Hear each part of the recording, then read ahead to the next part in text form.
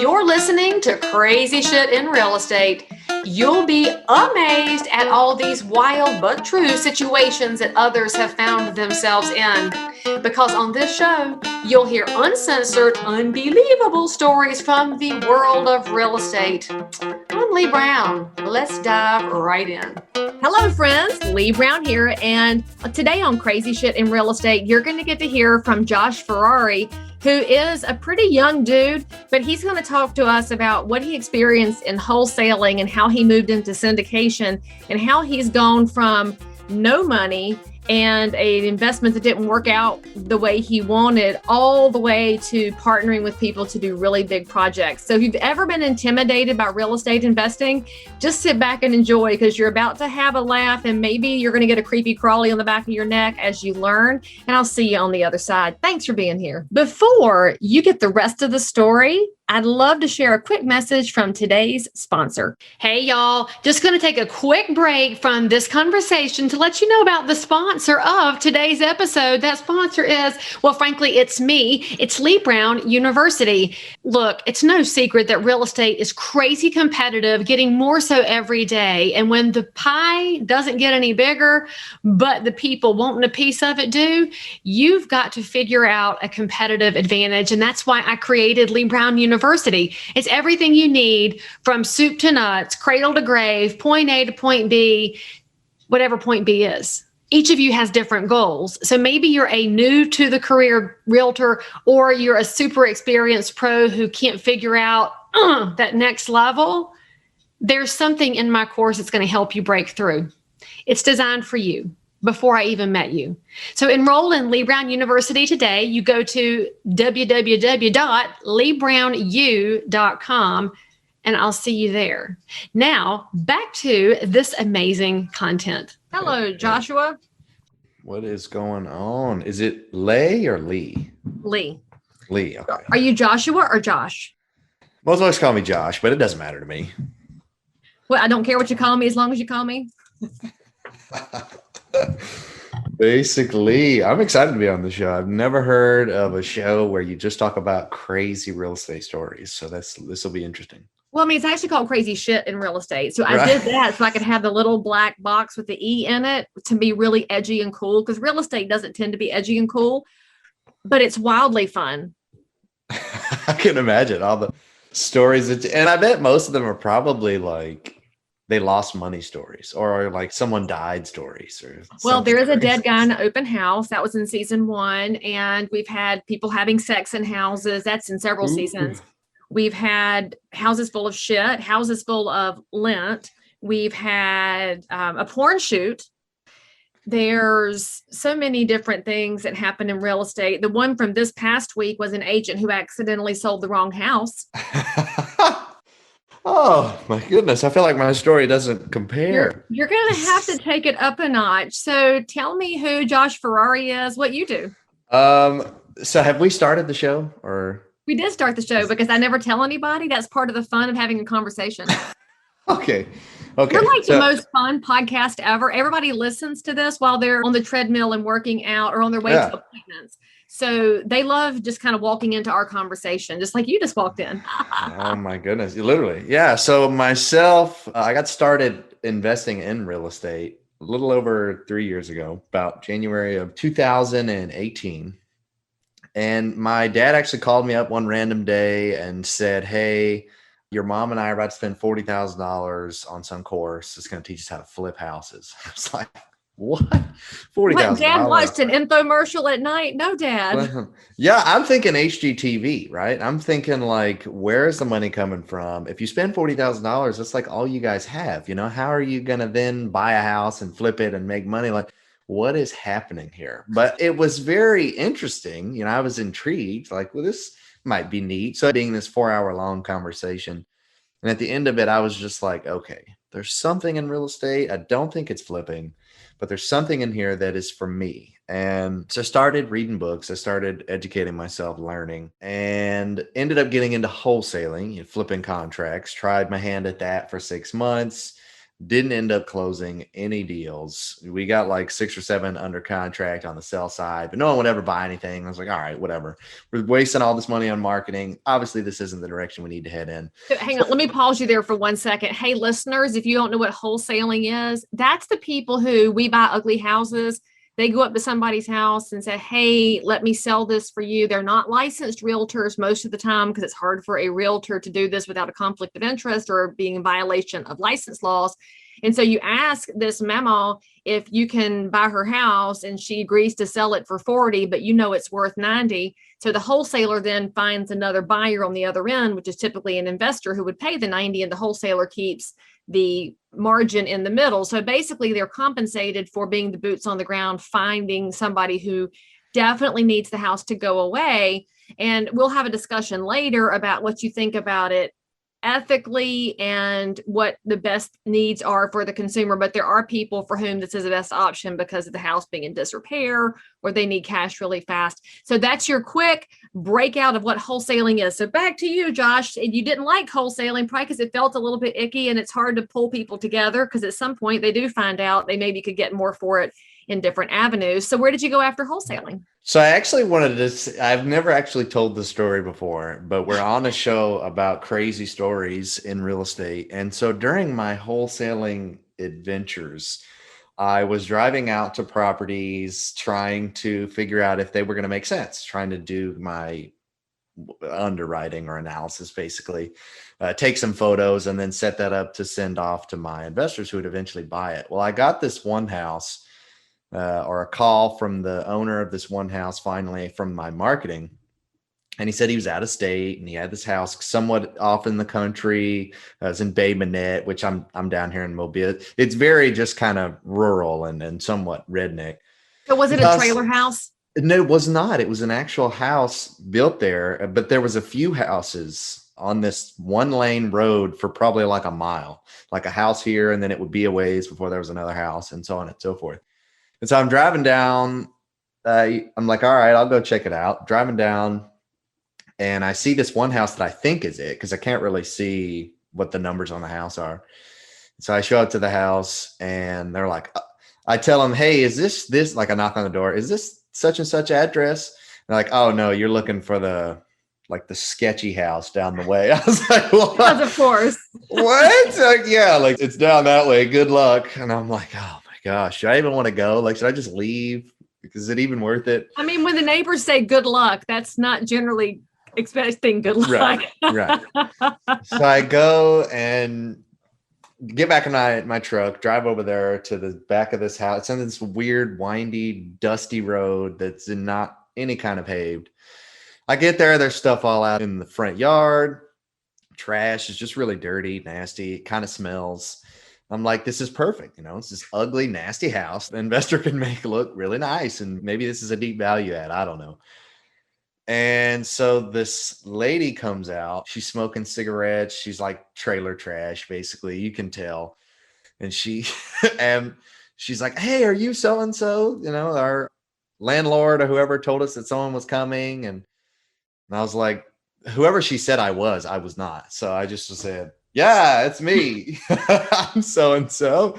We're going to check out the house. And so she starts walking me around on the outside. The outside's nasty, but it wasn't all that bad. And I get on the inside, and the inside is like, she shows me this fire damage that they did in the kitchen. Like, hey, yeah, we were cooking tacos or something in the kitchen, and the whole kitchen caught on fire, and there's like black ash. Like, oh, I love the honesty. I mean, she pointed it out. She wasn't trying to hide it. Good job, friend. Good job. I was like, what the heck is this? There's spiders and cockroaches and all this stuff like living in it. She's got her like grandma living there. She was kind of on the older side too. She was maybe 40s or 50s, and then her grandma looked Hold up. The older side is not 70s. 40s and 50s, Mr. Ferrari. You fix that right now. Older side is 70s. So you can say medium. Okay. So the grandma was on the older side then. All right. There you go. But then not only that, she also had a little girl there. Like she was like 6 or 7. I'm like, this is horrible living conditions for these folks.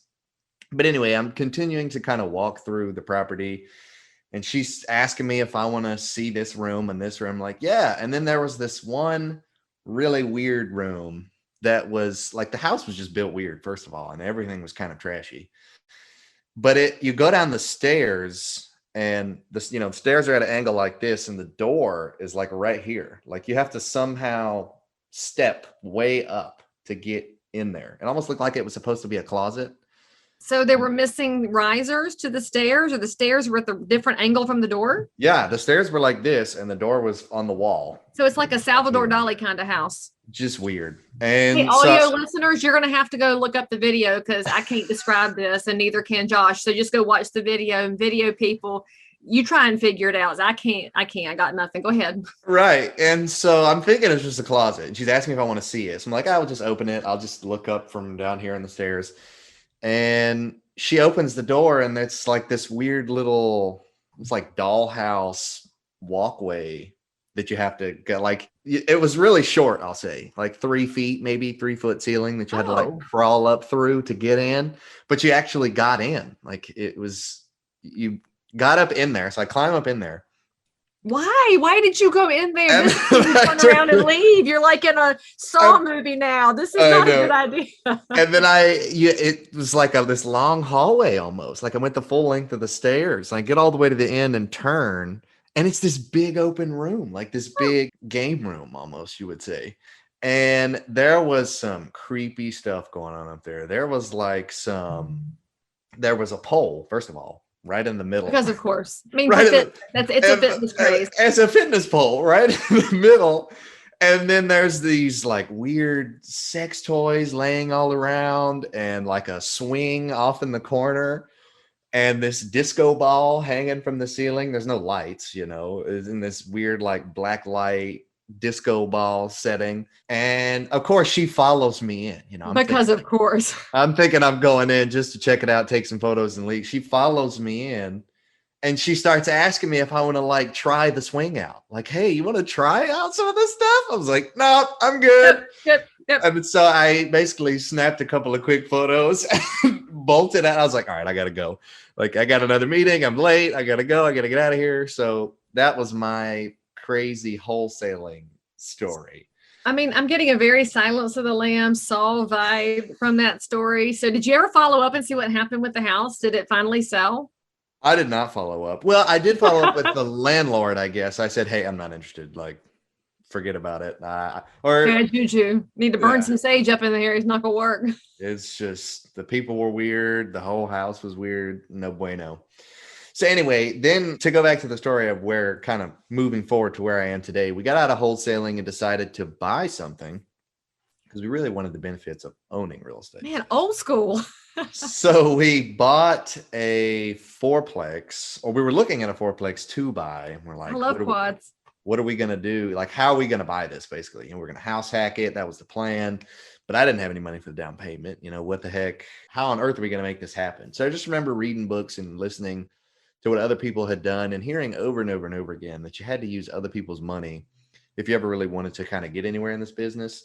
So I was like, well, let me call my dad up. He's trying to get in the flipping and real estate and the whole shebang. So I call him up, give him my quick elevator pitch, and he's like, yeah, let's do it. I'll pay for the down payment, a quick little like handshake exchange for some equity. Oh, the bank of dad. Oh. Yeah, I know. So we get into the deal, and I'm thinking everything is going to be just amazing. HGTV, it's easy, right? I mean, they just like spend $1,000 and make 50 million. It's so easy. And none of the 4 units were livable either. They were all uninhabitable. And we were going to move in to one of the uninhabitable units while we're renovating the rest.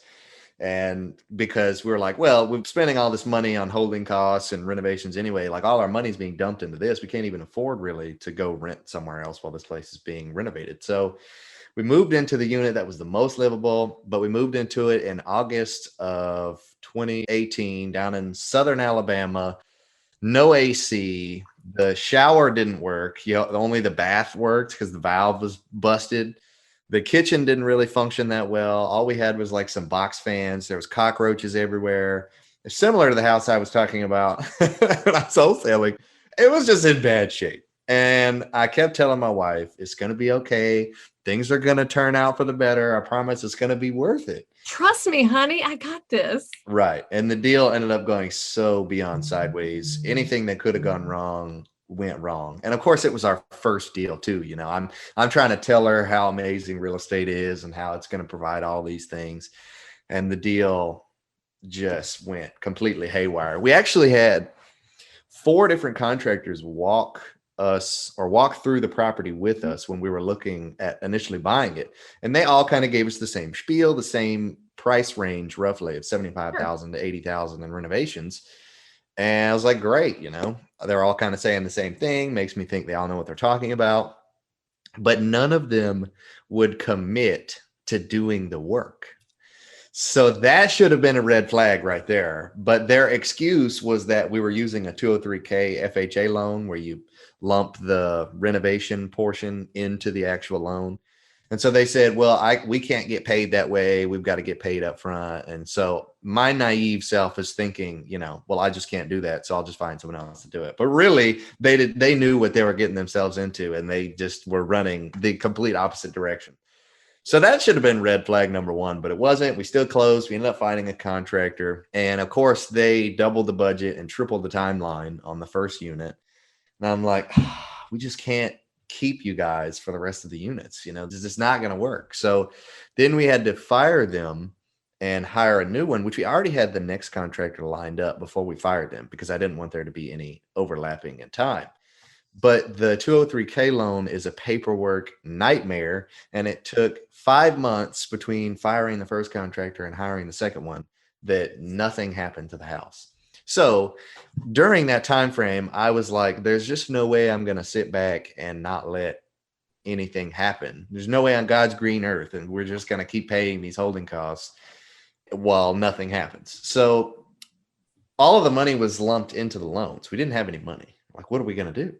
Well, we started getting credit card debt out. We started getting personal loans to pay for tools and materials. And I thought, hey, if I can fix an airplane, I can fix a house. I'll go to YouTube, right? YouTube. I'll go to YouTube University. I'll figure it out. We're going to make this thing happen. So I became our carpenter, our electrician, our plumber, our sheetrocker, painter, all of those things. And then I start getting deeper into the work on one of the ground level units. The first contractor finished the upper unit where we ended up moving to. And then when our new GC finally comes in, he says, hey, did you know there's foundation issues with this house? Because of course. I was like, what are you talking about? The last contractor said everything was good. All the 4 contractors I had walk it and look at the foundation said it was good. What do you mean there's problems? He's like, well, there's a sag here, and there's all this other nonsensical stuff happening. And it was on a crawl space, so it was like piers. And so, of course, this is the first time now that I actually go underneath the house to look because I didn't know any better. I didn't know what I was supposed to be looking for. I go under there and there's this massive pillar, like bigger than all the other pillars because it used to be like a fireplace. And all of the mortar had just completely eroded and like it had just capsized and the brick was starting to just give way. And so the house was leaning like this. It was following the fireplace. And I was like, I mean, it makes sense because we saw that it was tilted and we saw that there was some sags in the floor, but all the contractors were like, well, this is just settling. It's a 100-year-old house. I was like, all right, 100 years old. I figure there'd be some settling. What do I know? I don't know anything. But of course, there's foundation issues. Now we got to pay thousands of dollars to fix the foundation. And then that ended up, they jacked the house back up and that ended up causing more issues, which made us go more over budget. We ended up going like $40,000, $50,000 over budget. It ended up taking a year and a half to finish the renovations when it was only supposed to take 6 months. And it was just an absolute nightmare. And then we were living there, so we were property managing, which was another nightmare because it was constant plumbing issues. It was constant like leaks and, hey, my electrical outlet doesn't work, or hey, the floors are like moving, because they laid down like the LVP flooring, click lock kind of floating floor. Like my floor is moving. It's like, what? Floor is moving? Like, yeah, it like came. It's just a ghost. I mean, you should have just said it was haunted, and that might have added value to the renters. Came unclicked, I guess. I don't know. And so it was just like every day it was something new, and we just couldn't keep up. So we finally actually ended up selling that property January of this year. Made no money, but we didn't lose money either. So from a financial perspective, it wasn't the greatest investment. It was more so lessons learned, what not to do, kind of where we Sure. wanted to head in the future. So we ended up throughout that process learning more about multifamily and deciding that was really the direction we wanted to go. So we ended up buying or deciding that we wanted to get into syndication. It was like, well, these larger multis look like kind of the direction I want to go into. I'd read a couple of books. One was Joe Fairless, that big red book. And that was kind of giving me some clarity for like, this is amazing. You know, this sounds like exactly like the direction I want to head in, exactly like kind of what we want our lifestyle to look like. You know, this can provide the lifestyle that we wanted. And so we decided multifamily syndication was the way we wanted to go. We ended up getting a mentor along the way from a local real estate meetup. He was actually the guest speaker. And I was like, this is amazing. And so then afterwards, I talked to him, found out we both had aviation in common. He was a naval helicopter pilot. I'm an aircraft technician. So that's kind of how we clicked. From there, he let me take him out to lunch that next week. And he's kind of been somewhat of a mentor ever since. So I think that really kind of helped me and propel me to where I am today. Then just fast forward to today, and I have two business partners. We all kind of live down here in southeast, I guess. We got one that lives in Destin, one that lives in Gulf Shores, and I'm in Mobile, Southern Alabama. We've since closed a 21-unit single-family portfolio, a 42-unit apartment complex, a 34-unit apartment complex. Recently closed on a single-family luxury flip, which is kind of not really something we're going after, but it was very interesting. It's like this really nice, fancy 6,000 plus square foot beach house in Gulf Shores. And so we were like, well, that's cool. You know, it'll make us a quick $1 million. We felt like we couldn't pass up on an opportunity like that. So then we've also got another 148 units under contract, another 88 units under contract. And we're really trying to hit 1,000 units this year in 2021. All right. So tell our listeners and our viewers what exactly syndication is and how you were able to transition into it, because it feels really big as a process. It is. It is somewhat big, but it's also somewhat easy at the same time because it's those small baby steps that you take. And I think the biggest myth just in real estate as a whole is when folks say you need to take massive action to be successful. Like, get out there, just take massive action, do the big things, you'll be successful. And maybe that's true for some people. I don't know. Maybe some people have that rare success. But I mean, how many people, just go out and buy 1,000 units by themselves their first day in real estate? Like, it just doesn't happen. You go out, you make that one phone call, you talk to that one person, you read that one book or that one paragraph, you listen to that one podcast like this, and you just start step by step getting to eventually having the knowledge that you need, having the connections that you need, and being able to do the deals that you want to do or do whatever it is that you want to do inside of real estate. And so it was those small steps. I think it first started with deciding what I needed to do and educating myself on what the heck syndication even was, which that's what your question. Syndication is the pooling together of capital or of people in order to buy a larger asset that you wouldn't otherwise have been able to buy. And for the syndication that we do, it also entails passive investors and active investors. So there's folks that maybe don't know a whole lot about real estate or just don't have the time. They're really busy working professionals or whatever their situation is. They just don't care to be active in the game, but they want to own real estate. So they're able to invest in a syndication, which for us is typically in multifamily. It's typically larger apartments or mobile home parks. And then they get a piece of the ownership. They get a piece of the pie, and they don't have to really do anything for it other than kind of vet the deal to see if it makes sense for them and their personal goals. And then vet us as operators and sponsors to see if they can trust us and if we really know what the heck we're even doing and if we're going to be able to really capitalize on the business plan that we're setting forth. So it's the pooling of folks together. Say you got $1 million deal. Most of the time, most people can't just close $1 million deal by themselves. So you would raise the money for the down payment. You would raise it for potential CapEx things, which is additional renovations that you want to do to the property once you move in to make it better. Raise the money for some of those closing costs, and then they all get a piece of it. You get a piece of equity for doing all the work, and you are known as the GP or the general partner, the active investor. And then all the folks that are giving you money to buy this deal, they're the LP, the limited partner, or the passive investor. Okay, so for all of the listeners and viewers that are now thinking, okay, I could do something with other people, but you mentioned you have to syndicate with people that you trust. What are the questions to ask before you get involved and throw money into a deal? Oh, I actually just did a webinar on this like 2 weeks ago. There are, Also, is it recorded? Should we put a link in the show notes so they can go listen to it? yeah, we can do that. We could put a link. Why in don't the we show do that notes. and make life easy? And so that's where it's going to be, friends. Go to the show notes to watch the whole webinar. But give us like the first question you'd ask, the most important question. I think the most important question is, for me, it's just getting to know the person on like a personal level.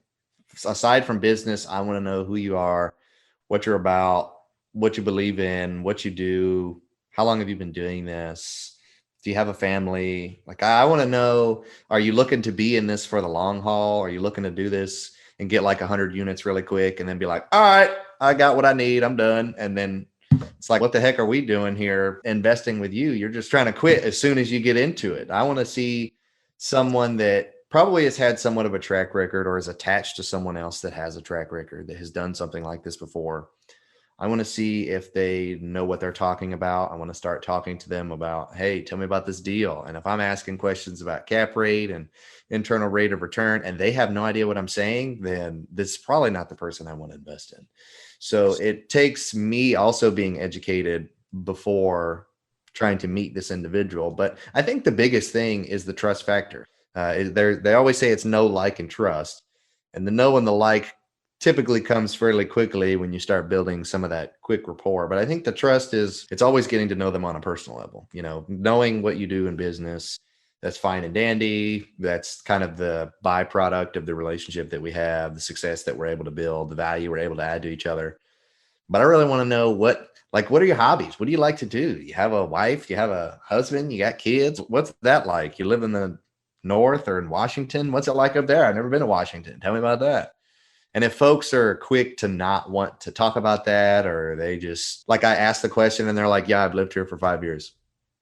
And then it's silence and that's it. I'm like, well, I don't want to keep prying questions out from you. I want to know that you want to be in this conversation. I want to know that I'm going to be important when it comes down to it. What's the communication going to be like? Are you going to actually want to talk to me when I have a question? I know I'm probably not going to be your biggest investor. I'm probably not going to be the one that writes the biggest check, but are you going to treat me like I am? Are you still going to communicate with me when things are going sideways? When there's a hurricane that hits, if you're investing somewhere in the Southeast, am I not going to hear from you for 2 months while you're trying to scramble and figure something out? Or are you going to tell me, hey, the hurricane hit, here's what happened, here's the update? All of those different things are some things that I personally would want to know. And I know that was way more than one question, but you could definitely go to the webinar to see all of those questions. But those are some of the, I guess, beginning things I would really want to know about a potential. I mean, it's kind of like dating, right? So you're trying to figure out if you can build a long-term relationship, because when you're talking money, making it back is really hard. Making it the first time is hard, but making it back is even harder. So right. I love those insights there about bringing people in. So the last thing I'll ask you before we finish our episode here is, are you serving as a mentor now to pay back what you received from your mentor? Kind of. So I'm serving as a mentor from a strictly organic perspective, which is kind of what he did for me. No one's paying me to do anything. But I feel like, having started the podcast that I have, getting on other folks' podcasts, being very active in social media, I get folks asking me questions all the time, schedule phone calls because they want to know more about what I do, and then also how I did it because they want to get into it. So you could say that I'm mentoring folks from that perspective when they're just really curious and they really want to get into the space. And I had a phone call literally yesterday with a guy. We're literally the exact same age. He just had a baby girl. I'm about to have a baby girl. We're both believers of the faith. Like, we just all had very similar lifestyles, but he was, 3 years behind me. He was just now getting into it, wanted to know how I did it. And so I thought that was really cool that I could connect with him and tell him, like, hey, we are the same age. We came from like the same background. It is possible. Here's what I did. He had a ton of questions. And so helping folks like that really means a lot. And what's really crazy to me is when older people are contacting me like, hey, I want to know how you did it. And I'm like, you can do it too. You've got way more access to capital or just life experience or connections over the life that you've lived. There's some folks that have been in real estate for a long time, but maybe they've been in the single family space and they want to roll over into the multifamily. So they got a ton of real estate connections, but they're like, yeah, I just want to know more about multifamily. I always find that kind of a very interesting conversation. And so you could say I'm mentoring folks. I like to answer questions and talk to people and just help out. And it's where social media can be a real big opportunity if you look at it that way. Not everything about social media is fighting with people on Facebook. There's also really great networks you can dial into. So if anybody wants to connect with you, what's the best way for them to find you and tap into your knowledge and network? I think the best way is to go to ferraricapital.com. We've got all of the links to our social media accounts and our monthly newsletters in there. The podcast is in there. The free ebook is in there. All of our information is right there. So because y'all didn't write that down or you can't spell Ferrari, that's fine. Everything's in the show notes for this episode. So you can go click and follow and add to your knowledge portfolio as well. So you can shortcut the learning curve and build up a future that will be more financially sound than what you have today. Josh, thank you for coming on the podcast and giving us a Silence of the Lambs kind of a story, but also some insights on different angles of real estate, which is always a fun part of the business. Good. For all the listeners out there, don't feel bad if you don't know how to spell Ferrari. There are a lot of people out there that don't. You'd be surprised how many variations of the word I get. It's okay. I mean, at least Ford. Ford versus Ferrari is probably the main way people could spell it nowadays. And that's actually a really good movie on a totally different note. But anyway, thank you for coming on the show. And I'm excited for what you've shared. And I look forward to further connection in the future. Absolutely. Thanks for having me on. All right, guys, if you enjoyed this episode, if you learned something, click the subscribe button, give us 5 stars, and we'll see you next time. As always, I'm so super thrilled that you joined in for more crazy shit. And if you're a realtor, investor, inspector, lender, or just a regular human being who happens to have an unbelievable story that you need to tell the world about, or frankly, you just need to one-up the story you just heard, then make sure to DM me on Instagram at Leigh Thomas Brown, or tweet me at Leigh Brown, or frankly, any social network where you hang out. I'm there. And if you had some fun, then you totally want to subscribe so you don't miss out on any future episodes.